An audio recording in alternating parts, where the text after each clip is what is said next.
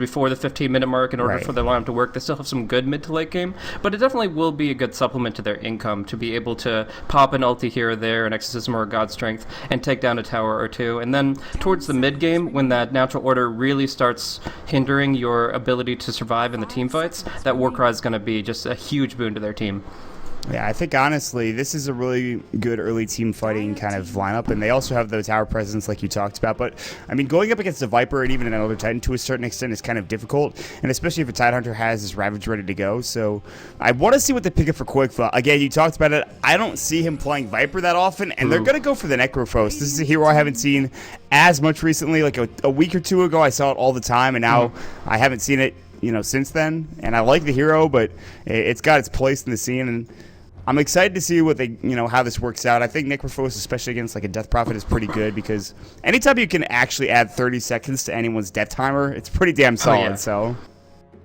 Yeah, most definitely. I mean, in general, I think Necrophos is, I wouldn't say underrated because people are really seeing his potential now, but I would still say that he is one of the most powerful heroes in the game. Definitely his ultimate has to be one of the most powerful skills in the game, and it just comes down to how well you counteract it. The way to survive against a Necrophos lineup is either to gun down the Necrophos quickly or to survive long enough you won't actually be within that like 50% low threshold. Like, as long as you sustained with the Witch Doctor heal and get an early mech on somebody. I know the Death Prophet mech build is kind of dead with the mana cost changes to Crypt Swarm and mech, but it's possible. No matter what, the main thing is that everybody stays alive. If everybody stays healthy, Necrophos really can't do too much. His damage is based on maximum HP. His ultimate is based on how much HP you're missing, so you get items like Crimson Guard, Pipe, and Mech, and you can actually nullify this hero to quite a great extent. But the way that Moscow 5 drafted this, I almost think they have it for the Slark. Like, they already went for the Zeus, and you see the Zeus and Slark paired frequently to D-ward through Shadow Dance and the Lightning Bolt, the synergy there. So, I mean, I kind of felt like they were already going to be gunning for that kind of a pickup, and that was the tempo they were looking for with this lineup.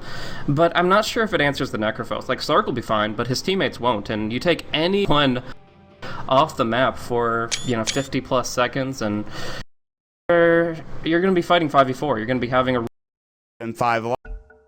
Actually, he's playing the Witch, or rather, I think they're going to swap. Like, I've seen so much Vigos play on Death Prophet and those tanky mid heroes, but he's picking up Sentry Wards, so it looks like he is slated to this role. I'm sure you've seen more Moscow 5 than I have, so does this surprise you that he's running on support? They always put Vigos on your solo mid, and he actually is the only real player, I think, that gives them a chance to win sometimes. Like, everyone else is just, like, doing some random stuff, and then Vigos is just like, I'm just going to win this game for us. All right, so, it's going to be a semi-carry Witch Doctor then, He's going to be the playmaker, just get a little bit greedy after the laning phase. That really surprises me. I'm like, for those of you wondering, Tratata, by the way, is Vigos, if anyone was curious out there, but I'm so surprised because, I mean, this guy's a legend for a reason, and even in Dota 2, he still plays really well, although right off the bat, he will Sentry Award, and he's got to get the gold for it, although Unstable tried to steal that money from him. He's like, nope. That's mine. So, going over the Moscow 5 lineup, it's going to be TPOH or Tron on the Slark, Unstable on the Sven here in the safe lane with Tratata, your support Witch Doctor, or Vigos, if you will. Mid lane, it's going to be your standard Garter on the Death Prophet. Top lane, it is going to be Blow Your Brain on the core Zeus. Yes, I like this a bit better. Support Zeus is fine as well, but I just like this offlane Zeus. I can't remember who did it first. I think the first time I saw it was Sneaky Nyx Assassins. It's been a while since I've seen that, but I like the choice. Yeah, if the Viper was in the safe lane, he'd probably die a lot more because he's very immobile and very squishy, but because the Necrophos doesn't offer anything in Disable before level 6, he probably will be able to get some good levels. But looking over the Team Tinker lineup, going to look at that safe lane as I mentioned. Bulba is going to be running on the support Elder Titan with boots first, so some jungle play, some good potential zoning with him. He's going to be supporting alongside EGM's Rubik, cool cosmetic set for him there as he kind of goes full consumable. Quickva is going to be running on the Null Tally first Necrophos as the safe lane farmer. That's going to take us over to the mid where Pycat takes the Viper, and he's already starting off with a lot of stats here. Wraithband to branches and even bringing out an extra set of tangos here to sustain. Bottom lane is going to be Sing Sing on the off lane Tide. He's going to take some harassment from Tron, as there is already the Essence Shift on the Slark, and I'm sure he's going to go for Orb of Venom pretty soon. But either way, Sing Sing's got 4 tangos, and when you're missing strength, it actually makes the tangos more valuable for that time frame, so he's going to heal up pretty nicely. A lot of people have been talking about Sing Sing and his play recently, and they've really talked about how maybe he doesn't look as comfortable as he did, playing that solo mid role when he was playing with Speed Gaming or Cloud9, if you will. But and also, top lane telekinesis on Blow Your Brain. Actually, maybe seeing some early kills here. There's going to be the Astro coming to the body block from EGM. Is it enough though? Do they have the damage? It looks like they will get the first blood. EGM coming in. The body blocks were beautiful coming out for this Team Tinker squad. Get bodied. I mean, that's just insane. That is, I mean, obviously, you have the boots up this early on, so you're going to be able to do that more often, but doing that without boots on such a slow hero, it's absolutely perfect usage of the telekinesis, and that is just pretty insane. I mean, it's kind of on the Zeus that he didn't go boots himself. He went for this kind of weird build where I think he wanted a bottle really early on, so he could try to control the top rune a little bit. In the end, yeah, he's very slow, he's very squishy, and he's an easy first blood going to the Rubik. It's so greedy, man. It's so greedy not to pick up boots and to try to go bottle. Like, you're so susceptible. I mean, this guy's got 295 move speed. EGM has 340, although he does have boots, so he's just going to be able to zone you out like crazy. Look at the right click. I mean, Rubik's not the highest base damage, hero in the world, but he's still just destroying the Zeus. It speaks more of the 1 armor Zeus, honestly. Like, it's not often you see a hero with no stout shield and 1 armor on the offlane. Mid lane, though, kind of a duel between 2 very big, beefy bruisers, and the Sav is going to pop. Garter barely surviving, but maybe not the last right click from the high ground. He gets it. Pycat with the solo kill. Nice play from Pycat. Good salve, though, coming up from Garter, but it just wasn't enough. And Pycat playing the Viper, I talked about how he wants to be aggressive, and he already starts off doing so by getting that kill. And that kill is going to provide him a lot. It's not only going to get him some extra experience. I mean, Death Prophet is walking back to lane. They didn't buy him a TP scroll. No one's dropped down on the ground. He's missing so much experience just from that death alone. Pycat has won this lane, essentially, with that kill. Yeah. Offlane report, though, Sing Sing is going to TP down bottom. They have a nice Observer Ward to scout out his movements here, so if he ever tries to get near the creep wave, they're going to try to punish it. I mean, they've got the Cask, they've got potentially Maledict, but I think that Witch Doctor needs to go for our max Voodoo Restoration build here, so probably just going to be only using the Cask to zone and potentially go for kills, and it's going to be on Tron to hit those big pounces, as he's actually going to be going for a Dark Pack build. A nice attempt for the bounce onto Sing Sing, but he backs off, and yeah, he is going to be fine. And you compare that to the Zeus, who's kind of been trying to find his home. He finally gets his boots up, but he's getting no experience. The Creequilibrium is perfectly controlled by EGM here on the top lane, while Bulba gets to do his stacking and rune controlling, and it really means the top lane is completely won out by Team Tinker, even more than you'd expect. And this is, like, as a Zeus, in his support situation in this game, he probably has higher experience if he's played in that role. I mean, as a core right now, he's not even level 2 yet, let alone anywhere close to 6. Meanwhile, mid lane, there is going to be a Smoke of Deceit. They do have the Stormhammer ready to go. They're going to run forward. There's going to be the Warcry as well, but Pycat backing away. Wow, that gank was blown up quickly. Pycat was actually just going to get his courier. He had no idea. So he's like, oh, thank God, I'm alive. Well, if it works, it works. A little bit of luck goes a long way in Dota 2, and yeah, I guess he did Warcry. Warcry hit the creeps out of smoke, so that wasn't great. We're going to see Telekinesis maybe come out, but they're so far under tower that I don't think they could follow it up with a kill, not without the Scythe available. So they are just going to be kind of controlling the creep wave, doing some damage to the tower with the siege creep, but forcing a rotation of this Sven. He only really has 1 stun to work with at this point. He's out of clarities completely, and he definitely doesn't have mana for 2 with his base mana pool. No, he's not the smartest guy in the room, unfortunately, but yeah, I think this Sven pickup as a support, it's something that I saw Secret run the other day with Puppy doing it, and he did a fantastic job for a Moscow 5 right now. It's not really going that great. It could change, obviously, but Koikva is going to be going for a Midas, by the way, and I think this is okay. I would like to see them. I guess it doesn't necessarily matter. I think they have a pretty good early game lineup, but either way, I think it's fine. I've seen this not work before, though, but this should be okay for Koikva, I think. Yeah, Necrophos is a very hard hero to play from behind with, so to be able to enhance your experience in gold and be able to constantly be at an advantage no matter really the state of the game is really nice. The item absolutely does nothing for the hero as far as passive stats. The attack speed means nothing to him, and obviously he is very reliant on survivability, enhancing his mana and HP pool as best you can. But end of the day, it's a 5-minute Midas, and although it's pretty much a dead inventory slot, it's going to make it so that he has a really good mid game. We're going to see an attempt to go under tower, but the Fog of War keeps Bulba safe, and honestly it wouldn't have been a great aggressive play anyways. EGM goes for the TK up top, and it's going to be a TP in from Sven.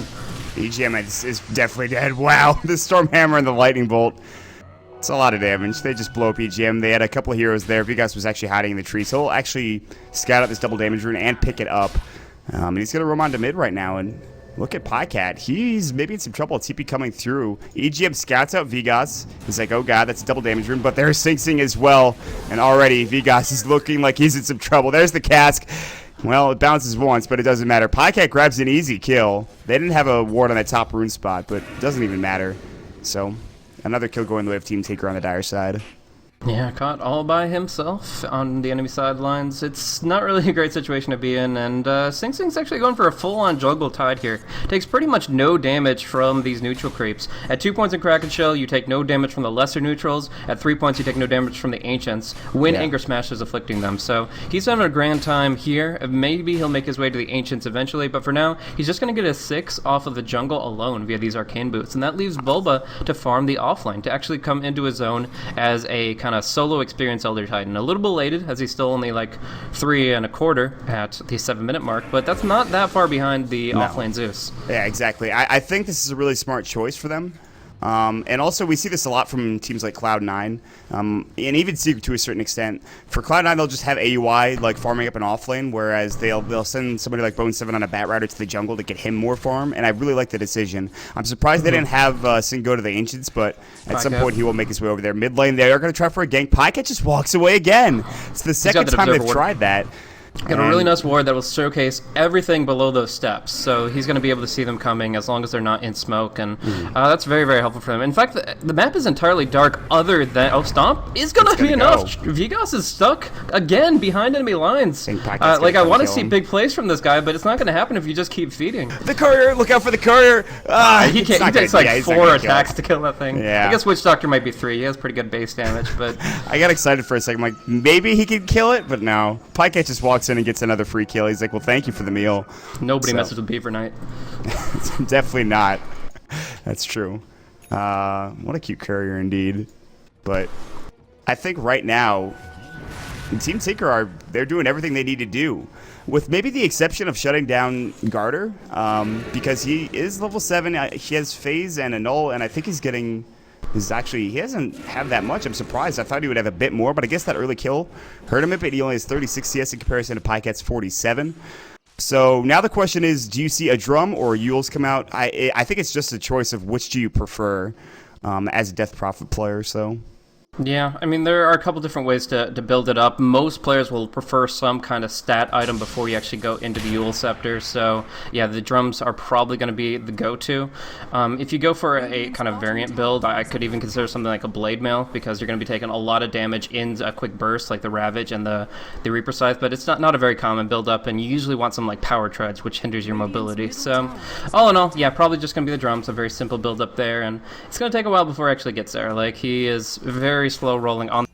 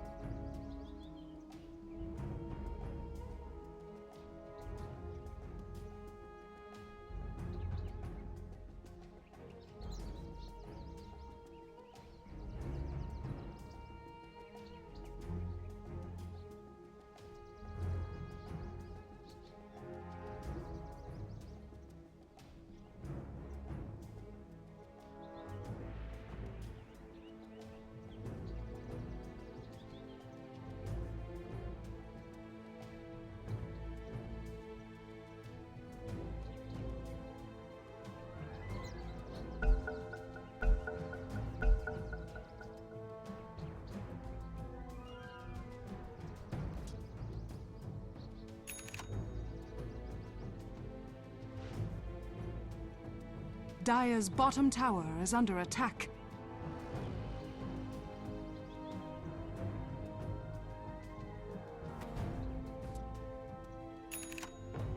Mine!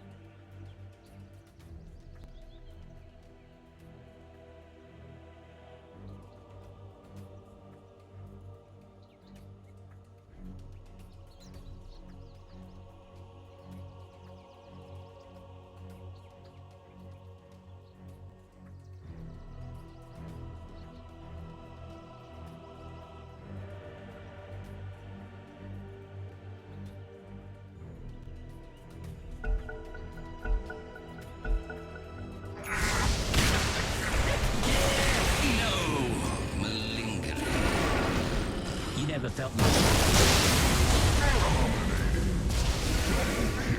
Around my neck!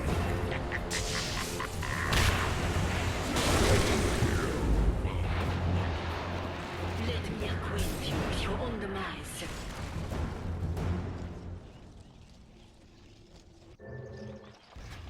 Dire's top tower is under attack.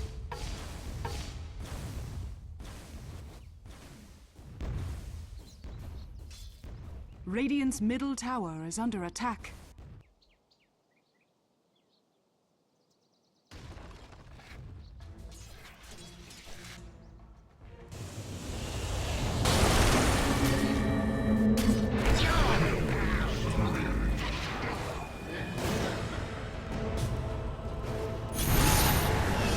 No! Rancid death.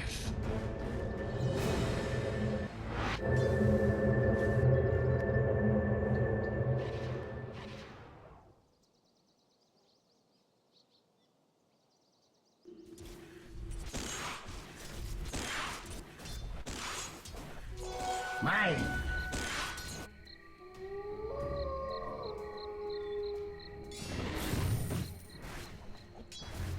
Radiant's top tower is under attack. Dire's middle tower is under attack.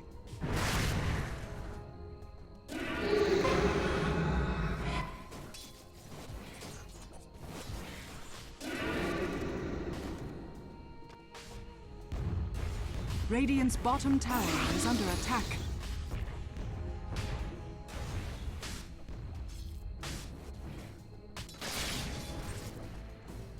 Radiant's bottom tower is under attack.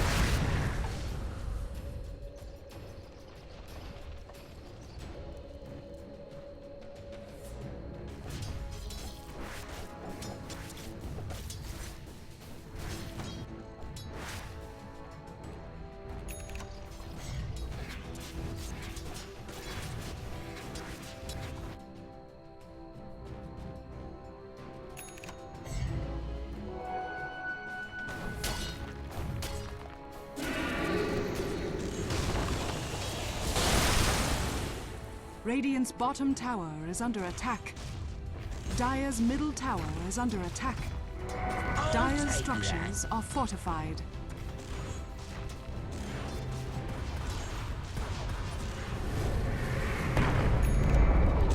Radiant's bottom tower has fallen. Dire's middle tower is under attack. Dire's middle tower has fallen.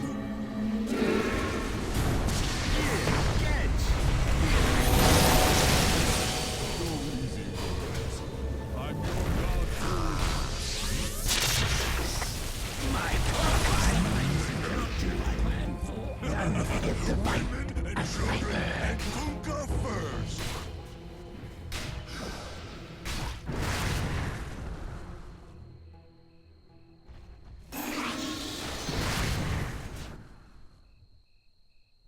Radiant's middle tower is under attack.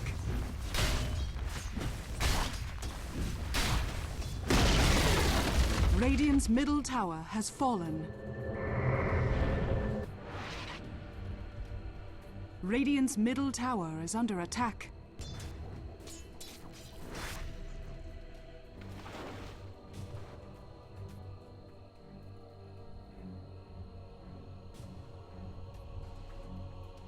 Radiant's top tower is under attack.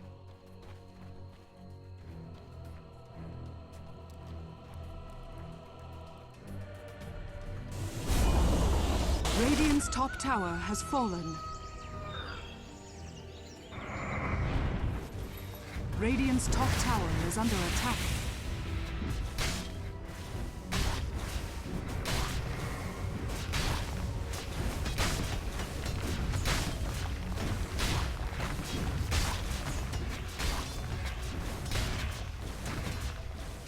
Radiant's top tower is under attack. Regeneration. Radiant's top tower has fallen. Dire's middle tower is under attack.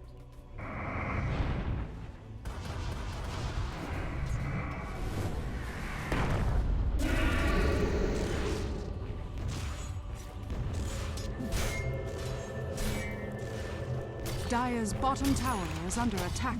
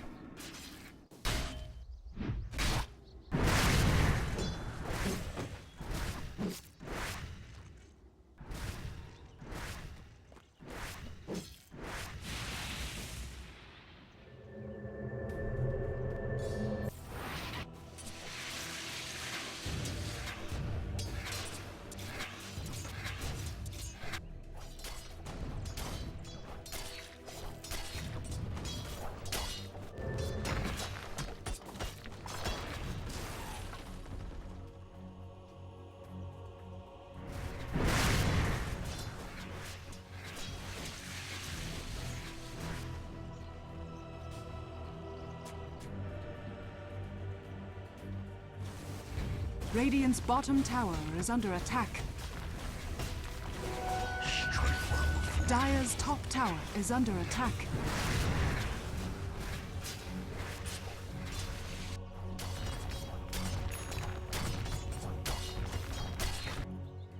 Dire's structures are fortified. Radiant's bottom tower is under attack. Dire's top tower has fallen. Dire's middle tower is under attack.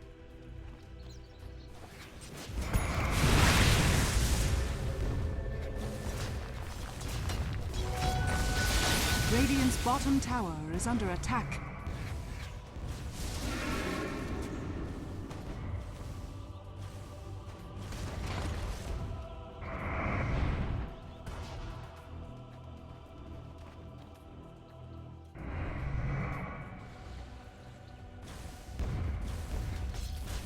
Dire's top tower is under attack.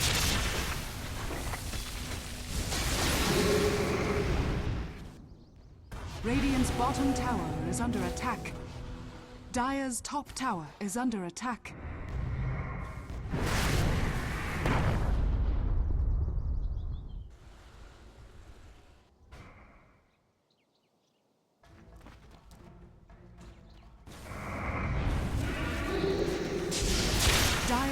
tower is under attack. Took the bait. It's up!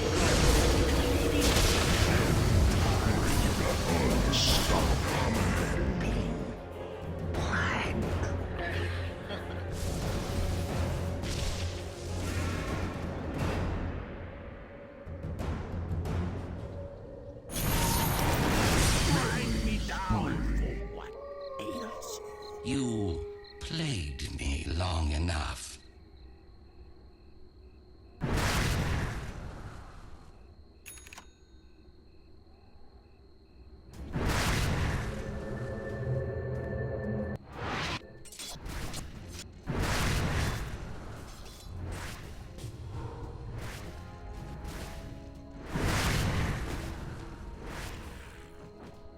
Radiant's middle tower is under attack.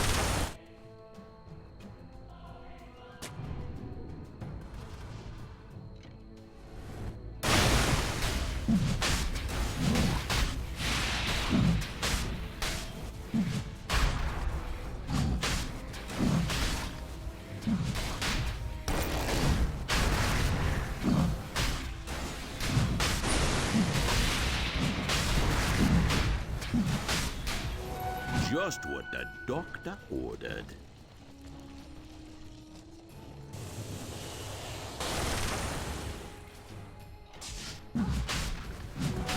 Regeneration. Dire's top tower is under attack.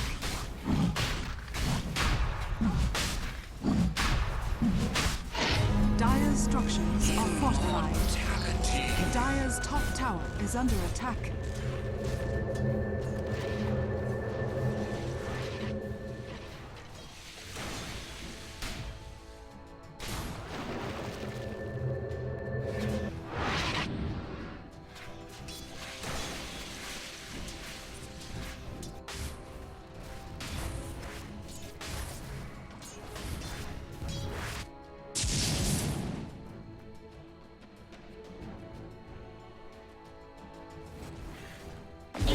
Catch!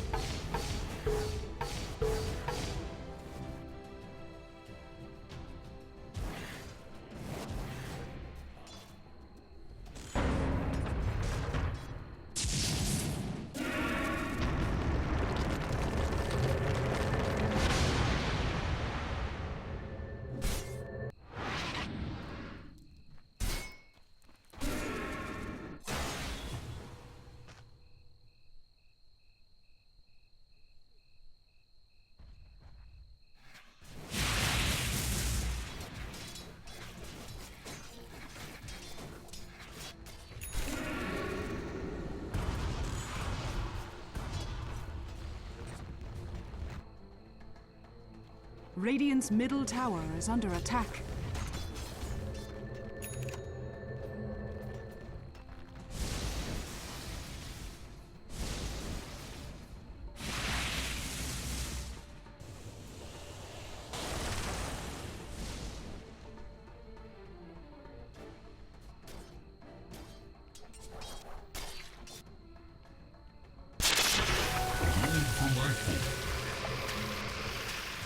Spell my doom for you.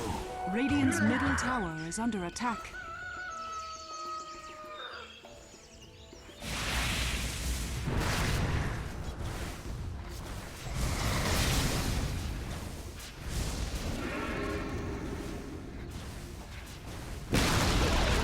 Radiant's middle tower has fallen.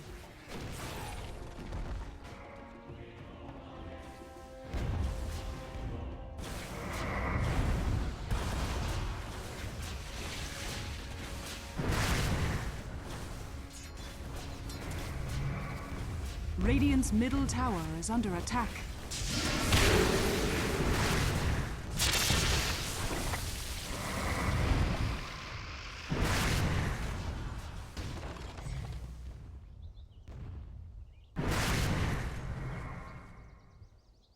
Dire's top tower is under attack. Dire's top tower has fallen.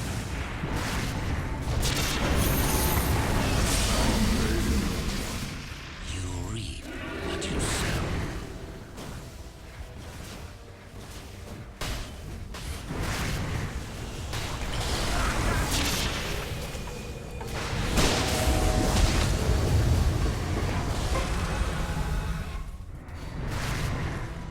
Dire's top tower is under attack.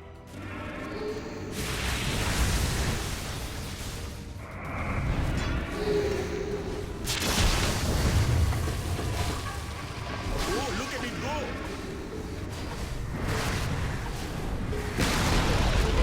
Radiant's middle tower has fallen. My hexes die! What did you have to gain from that? Dire's top tower is under attack.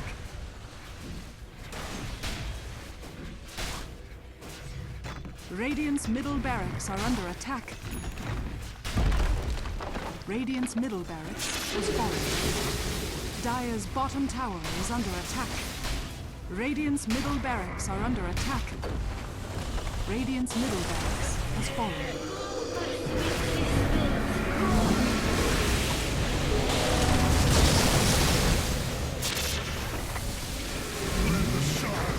Dire's bottom tower is under attack.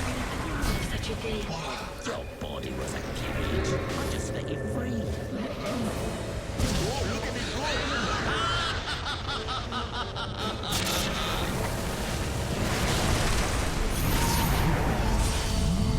No silken of me. Die young and leave a purulent corpse.